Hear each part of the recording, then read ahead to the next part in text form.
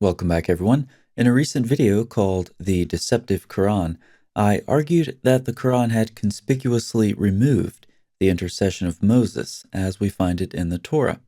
It does something similar with Abraham and discourages intercession more generally. All of this while the Quran pretends to confirm what came before it. That video is in the description box if you need to review. And some Muslims responded to it.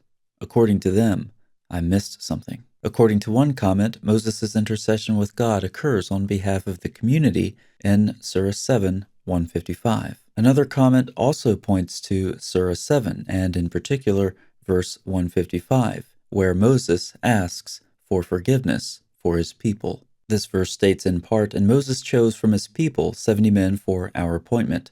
When the trimmer shook them, he said, 'My Lord, had you willed, you could have destroyed them before, and me too. Will you destroy us for what the fools among us have done?'" The Deceptive Quran video idea started when I noticed that the Quran omitted Moses' intercession in Surah 2. I wondered if that was part of a larger scheme. There's only one way to find out, and that's read through the entire Quran to see if a pattern emerges with Moses specifically, or with intercession more broadly, and a pattern did emerge. By the time I posted that video, I looked quite comprehensively at the question and the topic, but let's take a look and see if I missed something anyway. Here's what I allegedly missed when I claimed that the Quranic Moses did not intercede. In Surah 7, 155, Moses asks, "Will you destroy us for what the foolish among us have done?" According to the comments, Moses is clearly interceding for the people. Let's rewrite the verse accordingly. Moses interceded for the people of Israel by saying, "Will you, Quran God, destroy us, Moses and the people of Israel, for what the foolish among us, those directly involved in idolatry, have done?" At the very least, then, Moses, in this reading, asks forgiveness for the people of Israel. Or does he? Let's look at the broader context, although Muslims don't want to do too much of this, because, for example, if we go all the way up to verse 148, we encounter the golden calf that made a mooing sound. This is both humorous to imagine and more evidence of the influence of Jewish mysticism on the Quran, as I've discussed in a previous video. In verse 149, the people realize their error. In verses 150 and 151, Moses arrives on the scene, sees what's happened, and drags his brother by his hair. Apparently realizing his life is on the line too, he asks for them to be forgiven. Recall that in the book of Exodus, Moses is willing to lay down his own life for the nation. Apparently, the Quran can't allow for such a concept. I can't imagine why. Could it be because a prophet truly like the biblical Moses would also be willing to lay down his life for the people and lead them on a new Exodus, thus pointing to Jesus as God's final decisive revelation? Well, that's food for thought. Anyway, by the time we get to verse 155, the Quranic Moses has already shown himself to be less concerned for the nation at large. Additionally, note the beginning of the verse. Moses had taken 70 men for a meeting with the Quranic God, where an earthquake occurs. This is the setting of verse 155. Again, the setting is Moses and the 70 meeting the Quranic God. This introduces some chronological difficulty into the Quranic narrative. The golden calf episode has already occurred. You see that in verse 148. And then the earthquake happens, along with the story of Moses and the 70. An earthquake occurs in the book of Exodus as well, and of course Exodus also mentions the 70 elders. But these details are placed before the golden calf episode in Exodus 32. The Quran, as we've seen, places them after. This has led to some Quranic commentators having to fill in the blanks of the Quran's vague and discursive narrative.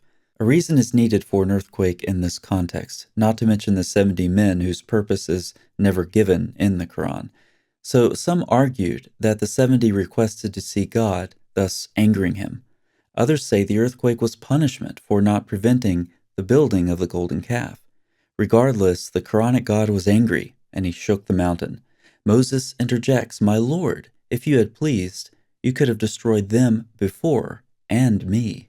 Why did Moses interject in this way? Well, Al-Razi gives such a self-serving reason that it's simply hilarious, and I had to share it with you in this video.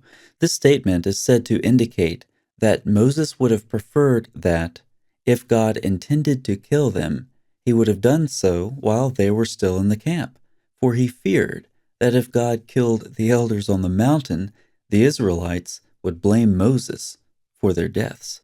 So the Quranic Moses didn't want the Quranic God to inadvertently frame him for mass murder. So in this verse, Moses has taken his 70 men for no apparent reason and experienced an earthquake because they made the Quranic God angry for reasons left to be invented by Muslim commentators to explain the Quran's confused chronology and missing details from the Exodus account. Makes sense so far?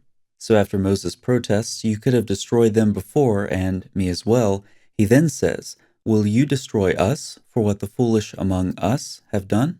Who is Moses talking about when he says us? Clearly in this verse, according to the Quran, Moses is speaking of the 70 and himself when he says, "You could have destroyed them before, and me. Will you destroy us?"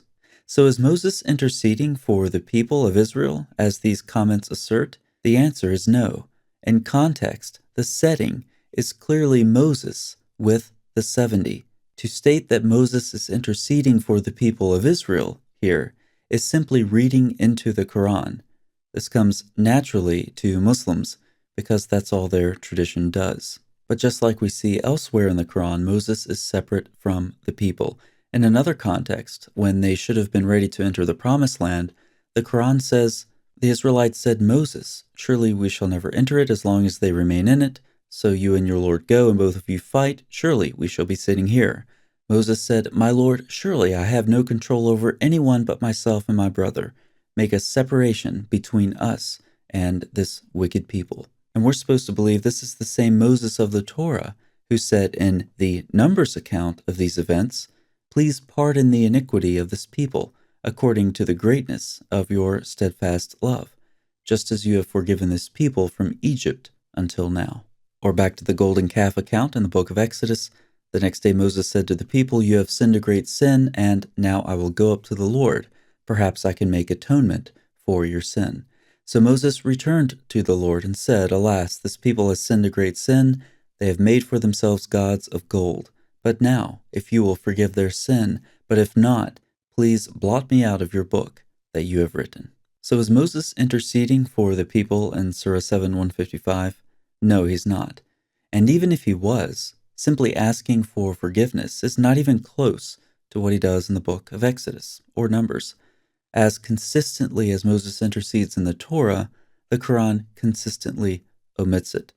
But as we've discussed before, intercession is a crucial function of a biblical prophet, and that function is grounded in the personal nature of the God of the Bible, who draws his people into himself, into a deeply personal relationship. The Quran's God is different, and so the Quranic Moses is retrofitted accordingly. And all this while the Quran claims to be affirming the Torah that came before it. If you believe that, the Quran has deceived you. And while a couple of careless comments aren't worth making a video about, the Quran's deception deserves another video, and another video, and another one after that. Thanks so much for watching. I'll see you next time.